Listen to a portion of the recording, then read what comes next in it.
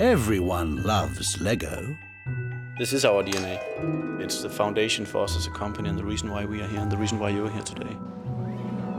There are now over 100 Lego bricks for every man, woman and child on Earth. By 2019, the population of minifigures will overtake humans. This is the first time we have ever in LEGO history had somebody dressed up as an item of food. What goes on behind these doors has been a closely guarded secret until now. We could call this the creative campus of the Lego Group. What we have done here in Denmark is that we are not selling sugar in the cafeteria. This is a no camping sign. You can't leave your stuff on a desk for more than an hour and a half. We'll see how adults are enjoying Lego like never before. Can't see that, dude. That's it. Hold that there. It's a little bit of fun, it's a little bit of art. And how tough it is to land one of the most coveted jobs in the world, a Lego set designer. This is the dream. This is what my life has been working up to. Lego is a passion, an obsession, and now the most powerful toy brand on the planet, and still growing. So our ultimate ambition is to reach every child in every country all over the world. It's a surprising success story. Does it feel like a cult? I wouldn't say cult, I would say family. It feels like a family.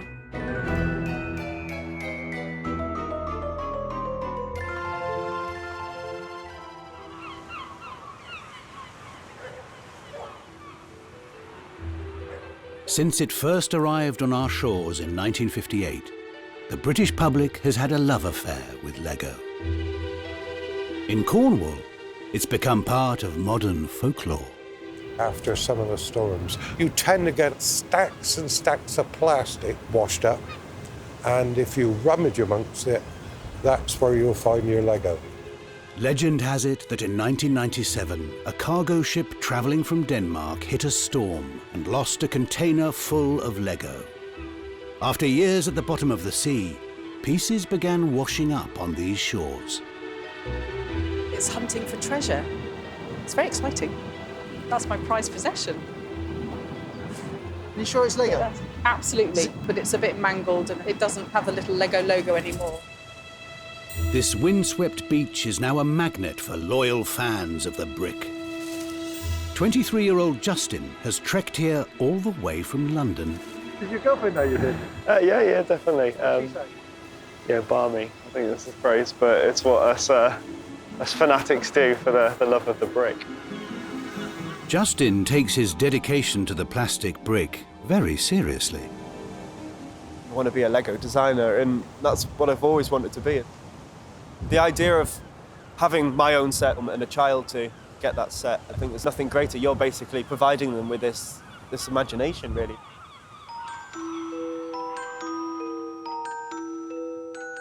A rural Danish village is the last place you'd expect to find a global super brand. But this is Billund, the centre of the Lego universe and global headquarters of the Lego Group. If it wasn't for the brick, the Lego Group wouldn't exist.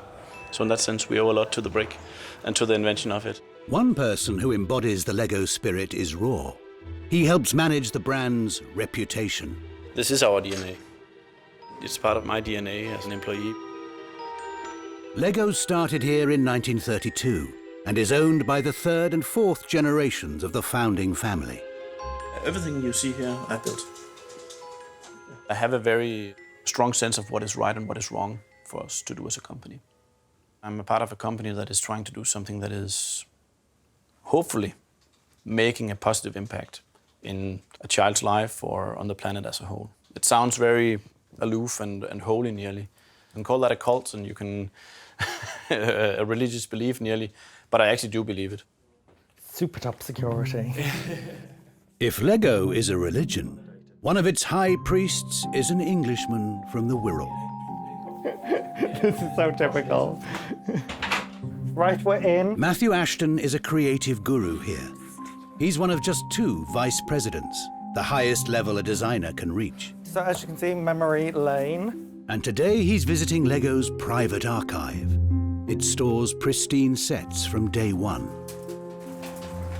So this is 1977 to 1982. I was probably about 3 years old when all of this stuff started, so this is pretty much what I was playing with as a kid. I think I had this one, and definitely had this one. When I was growing up, me and my brother were like chalk and cheese. We were so different. I was sort of the shyer, more creative one that was just colouring in and doing collages and a bit of sewing and all of that kind of stuff. And my brother was practicing karate and sports. And I think Lego was one of the only toys where we sort of really, really bonded. This is some of the first Lego Star Wars sets. Lego has been such a fond part of my childhood memory, and there's kids that are just getting a really, really good toy in their hand. Things can be going on in their life that isn't great, and this is just something that, you know, gives them that really bit of fun that they all need and all deserve, and hopefully they'll have memories like I did. Lego is a passion for millions around the world. Every year they get thousands of letters and emails from children who long for a career playing with bricks. Today, Matthew is opening the doors of Lego HQ to some of these dreamers and running a recruitment workshop to find the next generation of set designers. Just setting foot inside the door, there's so much adrenaline and so much excitement going on. I would not like to be going through this. Amongst the final 40 who've made it this far is beachcomber Justin. He's battled through assessments and Skype interviews for this once-in-a-lifetime opportunity. Justin, how are you feeling? Nervous. Excited. Maybe. The pressure to perform starts immediately. So you take it in turns to present your homework? 2 weeks ago, everyone was sent a box of bricks with a simple brief. Create a new Lego world. A lot of space. Matthew has called in some of Lego's most successful designers to help him today. They want to see original ideas. The rebellion, if you think of it like Star Wars, is the hackers and the robotics guys. This is a very goofy dragon. You rub his belly and his tail wags. Justin, nice to meet you. I've seen the explosion in my head of like, this is actually happening. This is a thing. I'm in Denmark, and this is the dream. This is what my life has been working up to. Sort of based in a Victorian London steampunk-esque world. And this is the Clockwork Sword Cutter. The next one is a steamship. Eliza Studworthy, and she's got a steam-powered gun. Hey! Just my luck. It also destroys in my hands. There's way more functions in that than I expected as we started pulling it apart. Yeah, it's not really... Great Thank stuff. you. Thanks. Awesome, thank you. Presentation over, the candidates now have to roll up their sleeves, grab some bricks, and show how well they can build. I see some vehicles, I see mechs. So you guys jumped straight on the floor. Penguin. Yeah. Passion is really, really important. Talent is, of course, the most important thing, but it's also how they'll fit in with the team is really important to us as well. All the models are kept for Matthew to cast his expert eye over. There's a few that may not have come across as well as we'd hoped. We just want to make sure that we get the right people. And if we don't get them all from this workshop, we'll do it again. Justin and the rest of the candidates have just one more day to prove they've got what it takes to be part of the Lego story. If the young hopefuls are successful, they might end up in Matthew's job. He was an executive producer on the Lego Movie and looks after many of the company's most successful ranges. We had some issues the last time with our hilarious hot dog costume character. Today, he's reviewing the new minifigure series. It actually broke here. Yeah. And that might give us a problem with the strength. You could add some material sort of this way. His arm's not moving that well. But it's obviously more important that we get this fixed. Yeah. I think yeah. We don't need a lot of posability in the arms with this anyway, because like a real person in a costume is kind of a little bit restricted anyway, so I think... Over 200 designers from around the world work for LEGO in Denmark. I think if you look at the design department in general, we're a right eclectic mix of like characters. We've got a load of like comic book guys and guys that do superhero stuff and figures. And people who do all that role play reenactment stuff where you go in a forest and pretend to be an elf and all those kind of things. So I think there's probably a lot of us that don't really want to grow up. Give it a little strength that way, and that way he can still move his arms a little bit. Yeah, but from an art direction point of view, it's looking great. He's super cute. This is pretty much what we do in the meeting. What we're having to do in this meeting is go back a few steps and talk about a series that is coming on the market fairly soon. So, because what we're working on right now isn't going to be launched until 2016. So that is obviously top secret. So what you're discussing now, have you already had this conversation and you're reenacting it for us? Yeah. It's not faked in that we did have this conversation. We have to reenact and just be open about the fact that we're reenacting. As Matthew said, everything we're doing is going to be launched 1, 2, 3 years into the future. So we can't show what we're doing at the moment. Have they been made? Have you seen the final thing? Yep. Yes. So I think when did we just get first shipment? We just got first shipment in the last couple of weeks. So the end result of Hot Dog Man. It's the first time we have ever in LEGO history had somebody dressed up as an item of food. So. LEGO may be about having fun, but it is very serious about keeping things hush-hush. Raw knows exactly where the real design magic happens. What we're seeing here, this is a part of our product development area. This is the creative campus of the LEGO Group. Are we all right to look in the window? Yeah, of course. I hope they have removed all the confidential stuff from the windows. But as you can see there's actually bottles in the windows. So approximately 400 people are working in here on developing new products. We are building now a factory in China which will have more than 1,000 employees. So that of course will add the number of employees there. What's happened there? They discovered you filming. They probably saw us filming and then they decided to close up the windows. Why do they do that? Well, they don't want for you guys to maybe get a sneak peek of what's inside. So they saw us? Yeah. Decided to close it? Probably.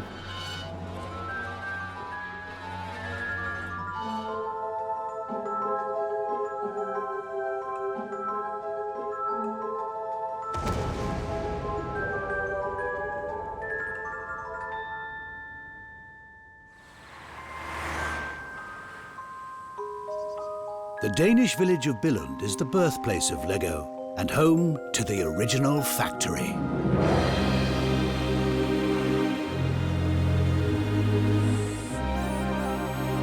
With production sites already open in Mexico and the Czech Republic, LEGO churns out more than 1 billion bricks every week.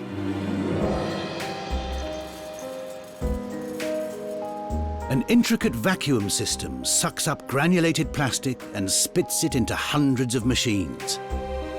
The raw material is heated up, injected into molds, instantly cooled, and bingo, the LEGO bricks pop out. Mold technician Anya makes sure the machines create the perfect color brick every time. In the mold there are 12 to 16 needles with color in it. And even though I clean the barrel or the cylinder, there's still going to be some old color on the needle. And when we push the new color through, it'll mix up. So what happens to these bricks? We throw them out. They're cool. They're pretty cool, yeah. But they might end up in the wrong hands and on eBay. The bricks in every new batch are first checked on the factory floor, then sent to quality control for detailed analysis. You have to have attention to details. I used to work in restaurants, and the details are very important. if you haven't got it, you will be like, you know, you'll miss a lot of mistakes. Not much gets past Klaus and his team. If the dimensions of the brick are just 4/1000ths of a millimetre out, it will be rejected. The bricks are also tested for the all-important clutch power to make sure they stick together. I've been on Lego for 10 years. I enjoy my work, I enjoy my colleagues.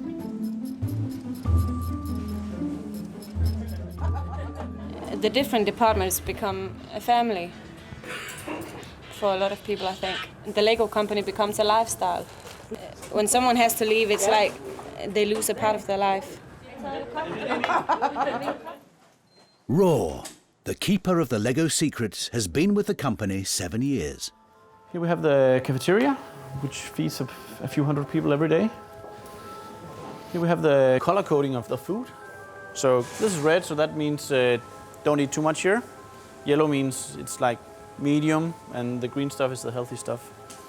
So I won't be having the prawns and phyllo pastry today. Or maybe I will. What we have done here in Denmark is that we are not selling sugar in the cafeteria. And you will also see the vending machines out here. You have got candies here, but it's sugar-free. And you also have juice, so there's some kind of natural sugar in there. But you don't have any candy bars and stuff like that. To know that the food is healthy is a good thing, but we sometimes miss a Coca-Cola and and we don't even have the black market anymore. Those days are over now.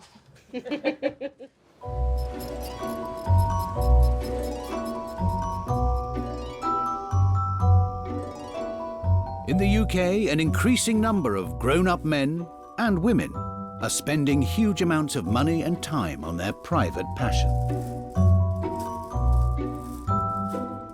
I've been obsessed with Lego for many, many years. It's when I'm playing, you know, just building, doing whatever, creating, I shut down from everything else I've been stressing about from work. I get completely lost in it. 41-year-old Mark is a dedicated AFOL, or adult fan of Lego, a community obsessed by the brick. I can always remember going back into work after Christmas, and there's always those discussions, oh, what did Mrs. get you for Christmas, blah, blah, blah. And I didn't go in and say, oh yeah, she got me the Republic gunship, brilliant. I'd just keep quiet and say, yeah, just the normal, you know. And you just keep like that because you just, especially being a bloke, you just opening yourself for ribbing. Mark now builds up to 40 sets a month. The bigger sets, like this £270 Avengers helicarrier, contains over 3,000 pieces and can take days to build. Bag-wise, I'm halfway through. I'm on page 199 out of 438. I'll put it behind you, babe. To speed things up, Mark has invited his wife Angela to help. We've got quite a nice little system going now. She sorts all the pieces, which speeds up the build because you're not rummaging through a big pile of bricks looking for things.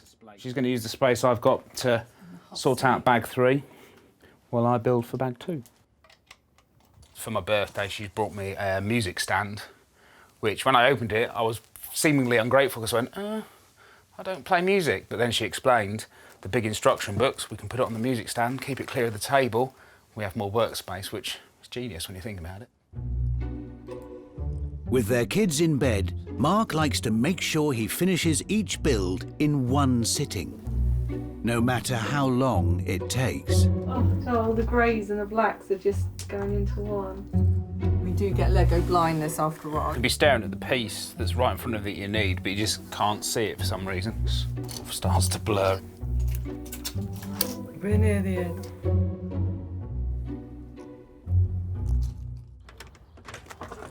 Morning. Morning. Come in. You finished? Just about. I can't tell by the bags under my eyes. Well, there you go. That's the finished product. We've done quite well. It was about 1:10. I looked at the clock Was and I it? said Right. 1 o'clock. Yeah. This is essentially targeted at adults. And this is a display piece. But Lego have put playability into it. You've got a factor called swooshability, so we have got the planes. We can go shh if we want to be children, which is brilliant. Because at the end of the day, we might be adults, but we still like to reverse to our childhood every now and then and just have a bit of fun. Mark designs and edits magazines for a living. He's his own boss and works from home. This is where all the magic happens. I call it an office. It's essentially a toy shop. It gets out of control. I don't think I've got a free shelf. This is my modular high street. They're just the houses. I've got a whole road and tramway that goes with it. He is now planning a bold new venture, taking his love of the brick to the next level. He wants to tap into the millions of AFOLs across the country and the world. We're launching Bricks Culture, which will be a big, glossy, thick magazine. There is this market for adult fans, and there's a lot of guys out there creating some amazing stuff. So it's about sharing what people are doing with the world. Mark has come to photographer friend Andy for help. Looked quite interesting this way. To get his magazine off the ground, he needs the Lego Group's approval. So he's creating a presentation to pitch to them in Billund. We are doing something that's not been done before, but there's a very big risk they'll turn around and go, oh, so it's just another magazine. It is very important that they buy into what we're doing. Morning, everyone. We've got an exciting new team brief that we're going to give. Back in Billund, Justin has one final task to show he's got what it takes to be a Lego set designer. A team build. Each group has to design a series of models that together will make a new Lego play theme. It's a very kind of condensed, intense form of what we're doing behind the walls, kind of down the road. Sky racers, so like Skypunk. Because we've got a load of space parts, what if we don't do space? One thing that was... For me, the Lego set designer has always been the ultimate. There was a Lego club at school, and I was a part of the Lego fan club, and through breakups and nights out, it's always been there. Obviously, think about what's relevant for kids today. What cartoons are kids watching? What are the big movies? You know, what are their kind of reference points? When we start thinking about the briefs, you always kind of look back, you know, what did you enjoy as a kid? But, you know, you kind of have to find the twist. You know, it's like, what's going to be that edge that kind of takes it from pirates to, oh, pirates. Just having a story on the front of the box can really, really inspire the kids to really, really want to play. Some kids, building in itself is a complete joy, and they're just so proud of what they create at the end of it. And for other kids, they're just desperate to role play and play out an adventure. Okay, people, please get your models up to the table. Who puts these play features in? They're dangerous. Our theme is called Moon Raiders, and basically it's a typical good versus bad. And because it was loosely based on like the classic pirates, they needed a shark. So there's a moon shark with a laser beam attached to the bottom of him. Huge thank you to you all. Now the hard work is over for you guys, and this is going to be a really, really tough decision. It's the dream. It's been the thing from day one of like as soon as I could break my brother's models, that's just what I wanted to do. I wanted to design Lego sets. I've been obsessed with it, so I mean this is the ultimate job. Fingers crossed. It's going to be fun being back in London. Just anxious.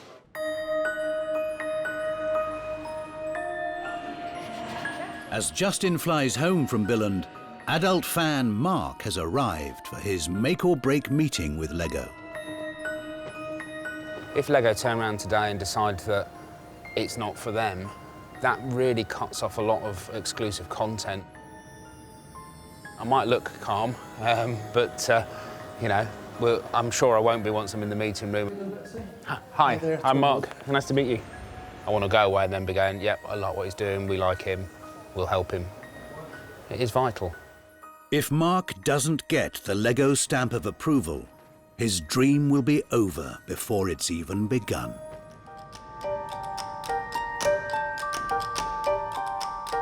Lego is having a boom time and expanding around the world. In London, it's setting up a state-of-the-art outpost for passing executives. They call it the Hub, and it's no ordinary workplace. This office is designed under activity-based working module. So like hot desking? So it's not hot desking. We don't say hot desking. Nobody has their own desk here. So not even our corporate management have their own desks. You're fully mobile. So we have an app for this building. And on the app, It will say who's in the building, and it says what floor you're on. It doesn't say where you are on the floor. You have to go and find somebody on that floor, but you can do that. Also emailing them, texting them. Like most staff, Katie is new here, but is responsible for helping the company's values take root.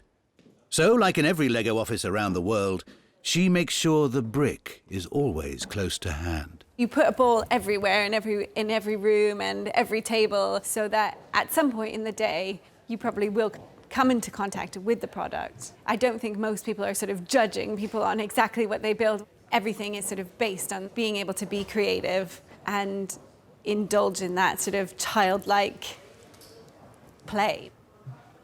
Taking a lead from the Danish mothership, there are helpful guidelines for staff to follow. So, this is a no camping sign to tell you that you've left stuff on your desk for too long. The rule is you can't leave your stuff on a desk for more than an hour and a half. Have you had any fist fights break out because of this? Not yet, not yet. And you can't eat at your desk. I saw some people downstairs. Sneaky snacking. You don't want to say it's like an enforcement. It's not a don't do this, don't do this. Obviously, there are things that we've said like not eating. You know, that is a don't do this. The idea is that people will self-police. Here in London, some local customs have crept in. That was the first club that I initiated at the hub, and it's the most popular club. And yeah, it's very much not the Danish way, it's more the English way. You have to build on the tables. No, there's no Lego involved in that one. What would be brilliant is to come up with a plan of who we can and can't talk to, you know, to get some features lined up. In Billund, Mark is wrapping up his pitch for a new Lego magazine aimed exclusively at adults. That went very well. It went better than expected. So, yeah, happy boy now. See, there was pressure. I'm smiling now. I wasn't smiling this morning. They really saw the value in bricks culture. They liked the fact that we're pitching to a slightly different audience. This is a market they're aware of, and I think they were quite impressed that I've spotted it. So, yeah, I'm pretty chuffed, to be honest. Watch where you're walking over here as well. There was a few hazards of the pet walking variety. Back on home soil, Mark wastes no time getting his magazine up and running. Now he needs to work out how to fill it. He begins by putting Lego in a tree. It's quite nice if you actually shoot this way and shoot into the carve like the way that the crevices in the wood. So the passerby, it's odd, but there is a reasoning behind the madness. That's cool. We're trying to bring something different. It's a little bit of fun, it's a little bit of art. His first feature is about Tom, a gardener and Lego fan from Bristol who spent 2 years creating his collection of birds. I think it's great that I'm helping kids to open their eyes that there's more to what you can build with Lego than just man-made objects like cars and trucks. I want some nice pose shots with Tom and his favourite bird. A eureka moment came along when I was digging in the garden and I'd taken a break and put my spade into the soil, stood back and admired what I was doing, and a robin landed on the spade handle. Just sit there, but this way. And that's really where the whole project started. Every year, Lego gets sent thousands of random ideas for sets. Most go nowhere, but Tom is one of the lucky ones. His birds have been made into an official Lego set. It's great kudos. And Tom also gets a cut of the sales. I do get royalties. I think it's 1% of the net profits. I'm not in it for the money, I'm in it for the love, really. But of course I'd like to be rewarded more for the idea. Yeah, that's nice. 10%, 5%, something like that would probably be more fair in my eyes. To help boost sales, Tom's travelled to London's biggest toy store. I was the lucky man that actually designed those. I signed it and it won't go down in value, so it's basically... Tom's birds are on sale across the world, and today they're flying off the shelves. There we go. Thank you. That's a pleasure. I know I've got some cash coming my way, but I have no idea how much that's going to be. No idea how many have been produced. Hopefully thousands, millions, that would be great. Do you want me to sign it to Ashton? In just over a month, Tom will find out exactly how much money his Lego adventure has earned him. Yeah. There we go.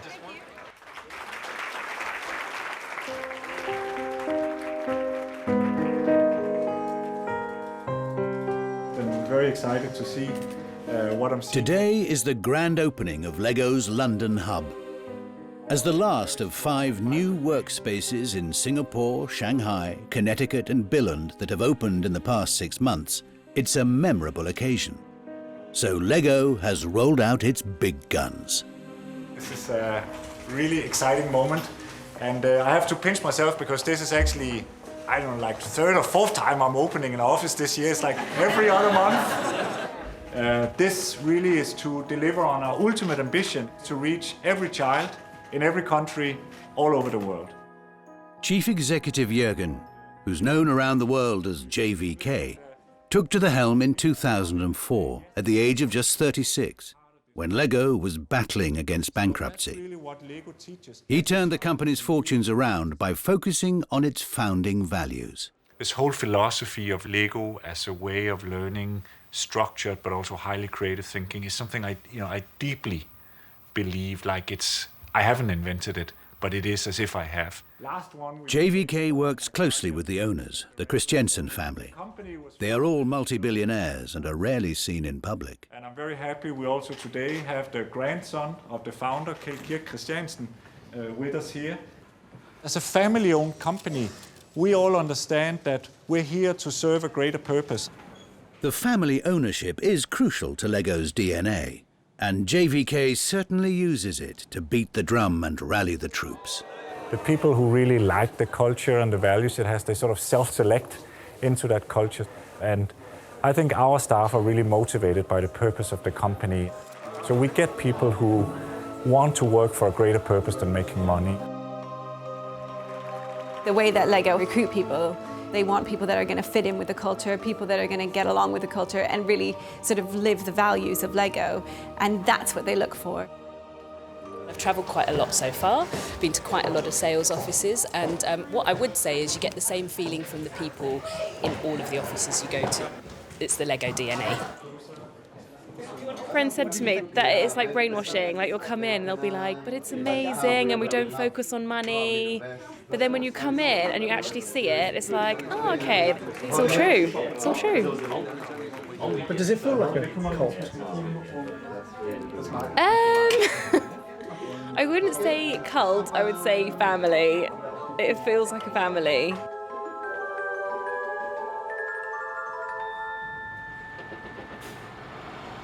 On the other side of London, Justin's hoping he'll be the next person to join the family. He's still waiting to hear if he's got his dream job as a set designer. Sat there in this limbo stage, just waiting to hear. And at any call I'll pick up, normally, sort of when it says an unknown number, I know it'd be like PPI or sort of, have you had an accident in the last 2 weeks? So I'm even answering those. He's still living in student digs, so most of Justin's LEGO collection is back with his parents, filling up their house. This is a very, very bare minimum of stuff that I've got. Will and Kate were sort of the main ones that I wanted to keep down here. I remember hearing a story that one of our tutors had a big fishbowl on his desk, just filled with these heads. But they're just the classic smiley face, and I just really like it as a nice piece. I always remember when I was a child, I was after this set called Skull Island, and I remember writing at Santa's list, I really would like Skull Island. And although I got fantastic presents throughout the day, on Christmas Day, I didn't get that set, and that was the one thing I wanted. And on Boxing Day, I remember my dad saying, oh, look out at the lawn, like something's fallen from Santa's sleigh. And for me, that was the best thing, because on the lawn was the set in the middle, all wrapped up. And I said to them, if I could ever find out who designed that set and write to them and say, mate, you inspired me and you made me want your job. Can I just get this? Right, just... Hello? Hello? Hi, is that Justin? Yeah, speaking. Hi, this is Matthew from LEGO. Hello, how are you? I'm fine. I'm basically phoning to let you know that we're really, really pleased that we would like to offer you a job. Oh, wow. Oh, jeez. The job that we want to offer you is on the LEGO superheroes team. So Batman and Superman, Spidey, and the Avengers, and X-Men, and But wow. all of them. Wow. Yeah, I'm speechless. Thank you very, very much. Made my life. I think I was going to say weekend, but yeah, that's a bit tiny, yeah. It was your personal story of what Lego's meant to you since you were a kid. We think that you'd fit in really well with the team. So, thank you very much, and then hopefully we'll see you in Billund very soon. No worries, thank you very much. Bye. Wow. So yeah, that was the call. So yeah, speechless. Absolutely incredible. Well, it's like, what do you do when the thing you wanted the most has happened? I'm shaking. I'm really, really bloody good news. I'm shaking a bit. I'm overexcited.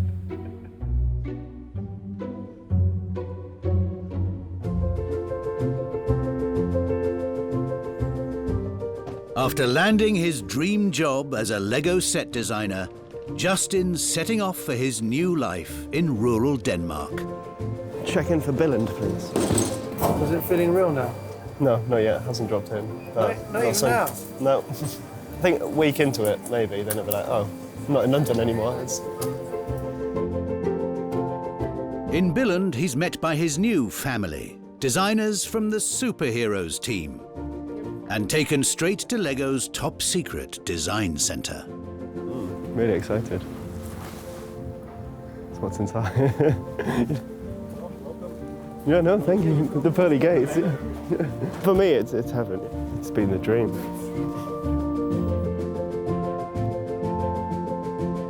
Justin meets Matthew, who's now his new boss. Welcome. Thank you. Well, this is where you're going to be working. So we're going to take you to your desk and give you a little bit of a tour around. He has officially become one of the chosen few. And I'm afraid this is as far as you're allowed to go. Mark's plan to publish a luxury magazine about Lego, just for adults, is only days from the print deadline. It's going well, but we've got a lot to do. Everything with an orange line through has been designed. So you can see there's a lot there that's not been designed. Right-hand man Tim is helping Mark get his magazine to press. That's the cover image. That line there, it says for the connoisseur of everything Lego. There was some thought. It's still really good. Connoisseur is perfect because it's not exclusive. It's just like you like the finer things in life. The whole purpose of this is to celebrate our hobby that we love. It's a celebration of Lego. It's actually hit the mainstream so much, it's almost cool to play with Lego now.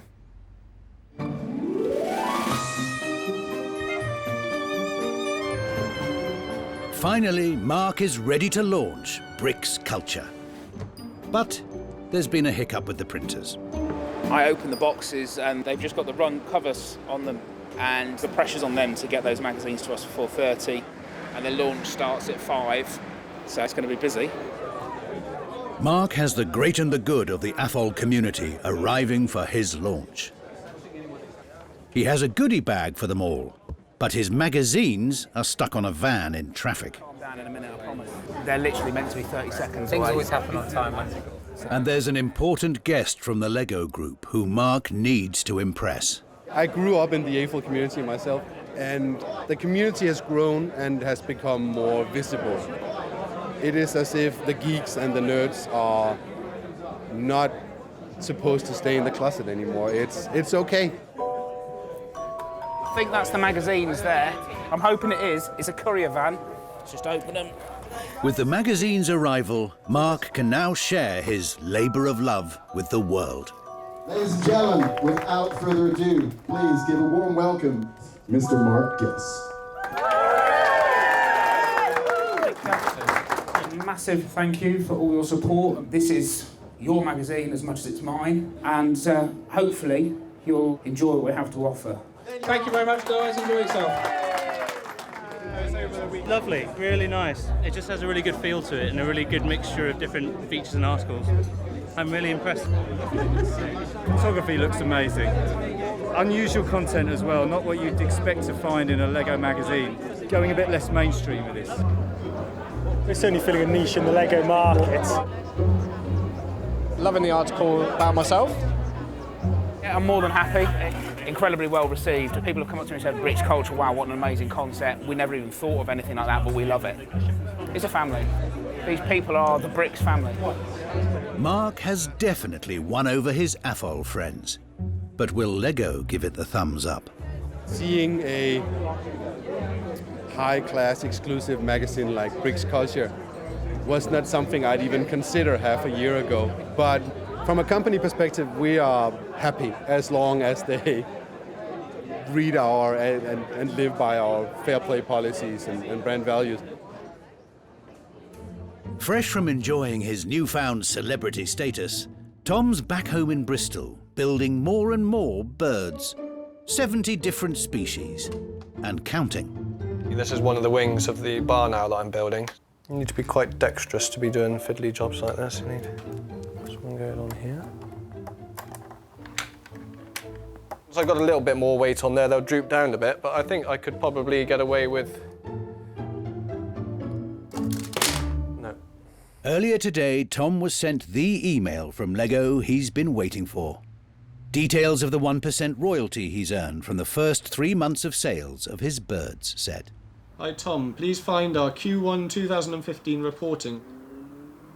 So yeah, I think Lego have done pretty well out of that, and so have I. I don't want to give too much away, but you could buy a car with it. It's not going to be a Porsche or Ferrari or anything like that, but you could buy a car. I can afford to have a holiday. The plan was always to go to Colombia, and it's been a dream of mine to go to New York, so I'd like to make that dream come true with some of this money. But exciting, very happy day. In Billund, the champagne is also flowing. The Lego Group has just announced its 10th consecutive year of growing sales with huge profits. So yes, everything is actually quite awesome. The Pied Piper of Lego, Chief Executive JVK, is talking to press from all over the world, as long as they stay on message. I think it's not really for me to comment on that question. Unlike most multinationals, Lego is privately owned, so can choose exactly what it says and when. I don't care, they can ask it, but yeah, they're wasting your time. Thank you. Thank you. The international press can't get enough of this awesome success story, but the Danish media has a more intimate view of what the Lego Group is all about. The Danish view Lego as extremely professional. That's what Lego is also known for in Denmark. That's the secrecy. You don't ever get to talk to a real person. You talk to people who are very observant of what they say and are very observant of how the things they say will be interpreted by others. But maybe people here, they love Lego so much that they will let Lego do whatever Lego wants. People talk about Lego as being part of a family. Yes. They've also talked about it as being part of a religion. Yes. Have you heard that? Yes, or a philosophy of, a very deep philosophy that there's a certain discipline to the Lego idea of what play is and how important it is. That's a philosophy. You can call it a religion if you like, but I think it's more like a philosophy or set of principles. Instead of calling it religion, I'll call it something spiritual. The company's mainstay is to guide things through relationships. That's why people say it has a family feel. So how do you regulate behavior in a family? You primarily do that by role modeling and relationships. You don't want to have a bad relationship with your sister or your mother or your children. So that is a very different relationship, and it really allows a company to be purposeful.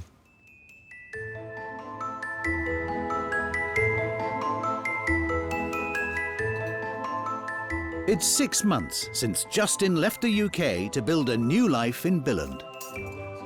Still not properly sunk in. It's just, every day it's getting better because I'm constantly learning, constantly trying out new things. Justin's first set is released in a month, but as he's now a Lego employee, details are hard to come by. What can you tell me about this first set that's coming out? I really enjoyed designing it, I think. That's the main thing. Other than that, everything's top secret. It is tricky when your parents ask, oh, what are you up to today? And I can't tell them anything, so they've learned not to ask, I think, so, which is good. keeps me off the hook. Justin is fitting seamlessly into the Lego world. It's amazing. It's this great family atmosphere, and you feel like you're part of something. There's a sense of pride of being in there, and there's all the Lego that you could ever want. It's almost like being in a chocolate factory, and I've been given the golden ticket. The brick has never been more popular. Lego is now the most profitable toy company in the world. And it's not stopping there. I've actually got the producer of the movie that we're looking at coming over today. Matthew is in production with the Lego Batman film and other movie projects that are, of course, completely top secret. This is a good bit of my job. I get to see movie things before anybody else on the planet does. In 2017, Lego will open a new factory in China as it targets the Asian markets head-on. And in Billund, the guardian of the Lego secrets, Raw, is still allowing the world an occasional glimpse inside. If you go to the designer's work area, they'll have a lot of these. I wish I had had this when I was a child. But continues to protect the real secrets with his trademark smile. Well, I could show you, but I'd have to kill you afterwards.